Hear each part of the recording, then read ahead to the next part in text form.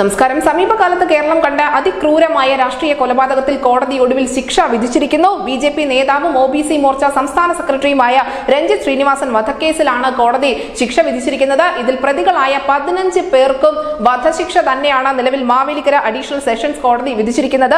ഈ പ്രതികൾ ദാക്ഷിണ്യം അർഹിക്കുന്നില്ല എന്ന സുപ്രധാന പരാമർശം കൂടി കോടതിയുടെ ഭാഗത്തു നിന്നും ഉണ്ടായിട്ടുണ്ട്. എന്തായാലും ശിക്ഷിക്കപ്പെട്ട എല്ലാ പ്രതികളും പോപ്പുലർ ഫ്രണ്ടിന്റെയും SDPയുടെയും പ്രവർത്തകരാണ് എന്ന് എടുത്തു പറയേണ്ടി വരും. എന്തായാലും ഈ ശിക്ഷാവിധി കേൾക്കുന്നതിന് വേണ്ടി രഞ്ജിത്ത് ശ്രീനിവാസന്റെ അമ്മയും ഭാര്യയും അടക്കമുള്ള കുടുംബാംഗങ്ങൾ കോടതിയിൽ ഉണ്ടായിരുന്നു. അങ്ങനെ കേരളം ഏറ്റവും അധികം ചർച്ച ചെയ്ത സമീപകാലത്ത് കണ്ട അതിക്രൂരമായ കൊലപാതകത്തിൽ 15 പ്രതികൾക്കും കോടതി ശിക്ഷാവിധി ആയി വധശിക്ഷ തന്നെ വിധിച്ചിരിക്കുന്നു. ന്യൂസ് ഡെസ്ക് ന്യൂസിന്റെ മലയാളം.